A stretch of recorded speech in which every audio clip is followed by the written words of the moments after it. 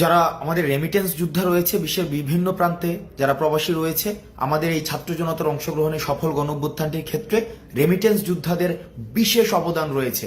আমরা দেখেছি রেমিটেন্স যোদ্ধারা আমাদের সমন্বয়কদেরকে যখন বিভিন্ন আইনশৃঙ্খলা রক্ষাকারী বাহিনী ধরে নিয়ে যায়, তখন তারা স্বপ্রণোদিতভাবে রেমিটেন্স শাটডাউন কর্মসূচি পালন করে, যেটি ছাত্র জনতার, ছাত্র নাগরিকের অংশগ্রহণে গণঅভ্যুত্থানটি সফল করার ক্ষেত্রে বিশেষ ভূমিকা পালন করে।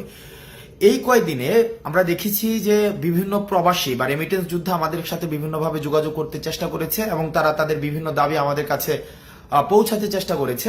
আমরা প্রত্যেকটি দাবিকে বিশেষভাবে গুরুত্ব দিচ্ছি এবং বিশেষ করে কিছু দাবি আমাদের নজরে এসেছে। আমি এর মধ্যে কিছু দাবি নিয়ে কথা বলবো। এর মধ্যে প্রথম একটি দফা দাবি, যেটি আমাকে ব্যক্তিগতভাবে মানসিকভাবে বেশ তাড়িত করেছে, যেখানে তারা বলেছে বিদেশে যখন কোনো রেমিটেন্স যোদ্ধা মারা যায়, তার লাশটি যখন দেশে নিয়ে আসতে হয় তখন তাকে একটা ফি দিতে হয়। আমরা এই জায়গায় তারা এই ফিটি চাচ্ছেন না বা এই ফিটি তারা দেওয়ার মতো, বা আমরাও এটা মনে করি যে রেমিটেন্স যোদ্ধা যারা দেশের জন্য বাইরে থেকে কাজ করেছে, তাদের যে অপঘাতে মৃত্যু বা স্বাভাবিক মৃত্যু যখন হয়, তারা যখন দেশে আসতে চায় বা দেশে তাদের লাশটা নিয়ে আসতে হয়, সেক্ষেত্রে আমরাও বিশ্বাস করি কোনো ধরনের ফি থাকা উচিত নয়। সুতরাং এই বিষয়টি নিশ্চয়ই অ্যাড্রেস করা হবে। দ্বিতীয় যে একটি গুরুত্বপূর্ণ বিষয়, সেটি হচ্ছে প্রবাসীরা যখন দেশে আসে, এয়ারপোর্টে তাদের নানাবিধ হয়রানির শিকার হতে হয়, তাদের তৃতীয় শ্রেণীর নাগরিকের সেখানে মর্যাদা দেওয়া হয়। আমরা চেষ্টা করব এই বিষয়টিকে খুব দ্রুত সময়ের মধ্যে অ্যাড্রেস করা, তাদের জন্য যথাযথ মর্যাদা নিশ্চিত করা হয় এবং বিদেশ থেকে তারা যেসব জিনিস নিয়ে আসে সেগুলো যেন যথাযথভাবে খুব সেফলি তাদের কাছে হস্তান্তর করা হয়। আরেকটি বিষয় রয়েছে, সেখানে তারা বলেছেন যে যতদিন পর্যন্ত তারা বিদেশে থাকেন ততদিন পর্যন্ত তাদের যেই সন্তান রয়েছে দেশে, তাদেরকে বিশেষভাবে তাদের যেন তত্ত্বাবধান করা হয়, সেই বিষয়টিকে আমরা অ্যাড্রেস করার চেষ্টা করব।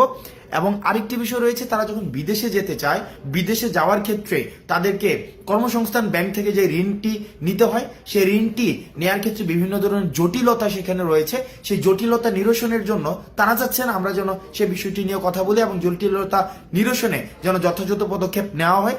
সেই বিষয়টি নিয়েও আমরা বৈষম্য বিরোধী ছাত্র আন্দোলন, এই অন্তর্বর্তীকালীন যে সরকারটি গঠিত হয়েছে, সেখানে আমরা বিশেষভাবে সেই বিষয়গুলো আমরা অ্যাড্রেস করব।